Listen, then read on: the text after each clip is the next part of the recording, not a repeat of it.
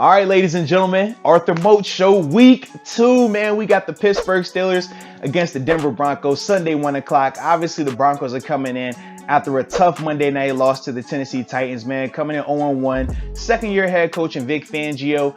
A couple of matchups, though, that I want to talk about. When the Steelers are on defense, Devin Bush versus Noah Fant. For those that don't know, Noah Fant, first-round draft pick from a year ago. They love to feature him in their passing attack. He is the one guy that I feel really creates some issues for this Steelers defense. But look for Devin Bush, man. He's going to have plenty of opportunities to see him.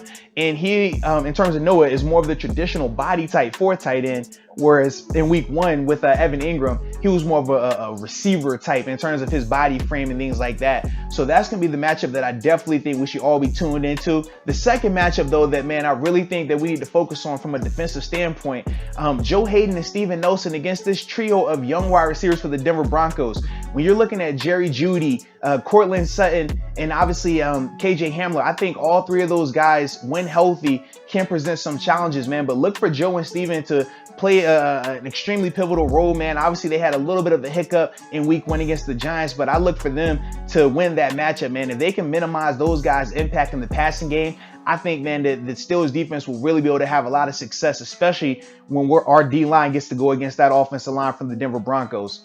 Now, when we flip to the offensive side of the ball for the Pittsburgh Steelers, though, man, I think one clear advantage the Steelers have is in the passing attack. The Denver Broncos, they're losing A.J. Bouye, hurt his shoulder, so he's going to be on IR for a little while. They don't have a lot of weapons back there. Simmons is really good, but obviously he is young. I think that the weapons that the Steelers have, though, from a passing standpoint, we looked at Juju Smith-Schuster, his week 1 performance.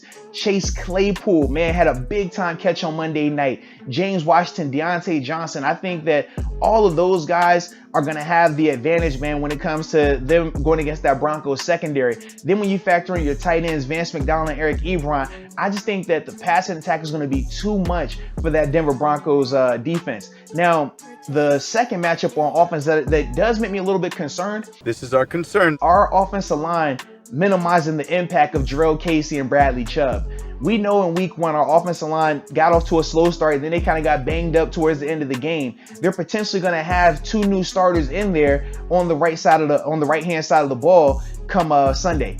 Now, when you look at what Bradley Chubb has been able to do throughout his career, double-digit sack guy, obviously missed time last year with the injury, but even in week 1, he looked good. He looked like he's ready to go. Jarrell Casey is a guy who's been dominant in this league for years. So for me, man, those 2 guys, they're going to have to find ways to minimize them, both in the passing and in the running game. If they can minimize their impact, man, the Steelers offense is really going to be able to take full advantage of that Broncos secondary. So those are the matchups I'm looking forward to the most, man.